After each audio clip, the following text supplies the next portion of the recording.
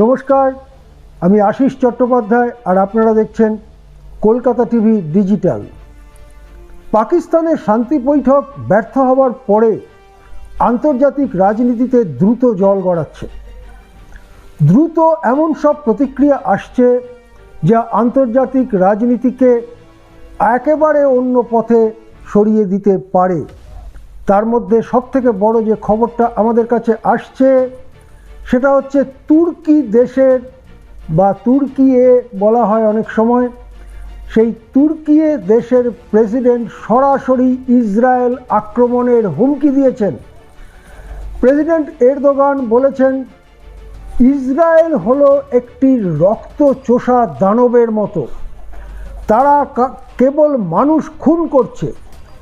এই ইসরায়েল যদি আবার আক্রমণের সাহস দেখায় তাহলে তুর্কিয়ে ইসরায়েল আক্রমণ করবে, ইসরায়েলকে ধ্বংস করে দেবে। এখন তুর্কিয়ে দেশের এই কথার গুরুত্ব কতটা? আন্তর্জাতিক রাজনীতি এবং যুদ্ধের ব্যাপার স্যাপার যারা জানেন তারা এটা জানেন যে তুর্কিয়ে দেশ যুদ্ধাস্ত্র উৎপাদনে একটা খুব এগিয়ে থাকা দেশ।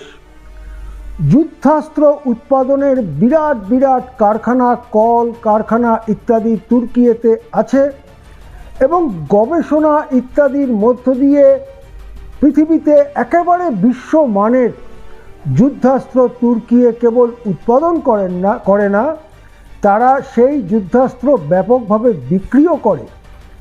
আমরা অপারেশন সিঁদুর যখন হয়েছিল তখন আমাদের মনে পড়বে যে আমরা দেখেছিলাম তুর্কিয়ে দেশের অনেক অস্ত্র পাকিস্তান কিনেছে। শুধু পাকিস্তান নয়, পৃথিবীর নানা দেশ তুর্কিয়ে থেকে অস্ত্র শস্ত্র কেনে, সে প্রতিরক্ষামূলক অস্ত্রই হোক আর আক্রমণমূলক অস্ত্রই হোক। সুতরাং তুর্কিয়ে দেশকে সামরিক দিক থেকে একটা অত্যন্ত গুরুত্বপূর্ণ দেশ হিসেবে ধরা হয়।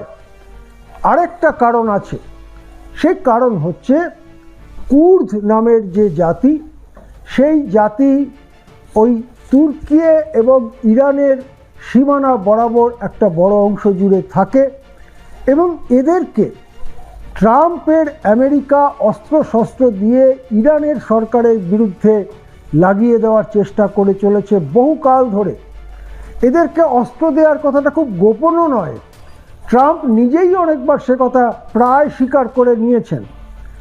এখন তুর্কিয়ে যদি ইসরায়েলের বিরুদ্ধে যুদ্ধ শুরু করে তাহলে তুর্কিয়ে এবং ইরানের মতো বিরাট বড় দুটি দেশ, তার বিশাল এলাকা এবং পাশে যে ইরাক, সেই ইরাকের সরকারও ইরানের প্রতি সহানুভূতি সম্পন্ন। তাহলে এই যুদ্ধে আমেরিকা ইসরায়েলের সামনে হেরে যাওয়া ছাড়া আর কোনো রাস্তা খোলা থাকে না। সেই দিক থেকে তুর্কিয়ে দেশের ইসরায়েলের প্রতি এই হুঙ্কার অত্যন্ত গুরুত্বপূর্ণ।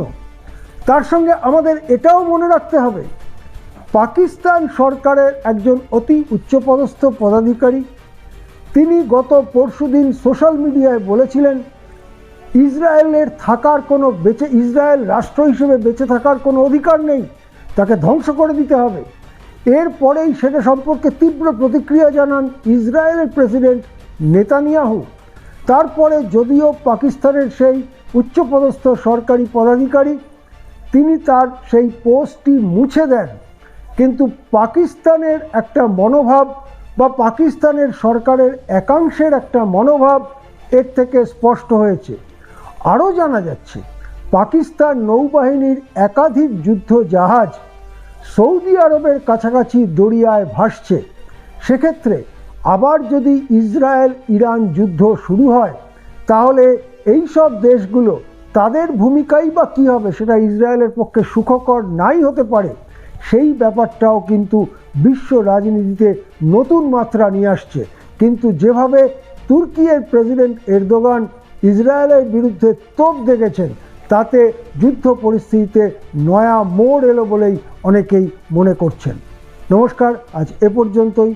দেখতে থাকুন কলকাতা টিভি ডিজিটাল।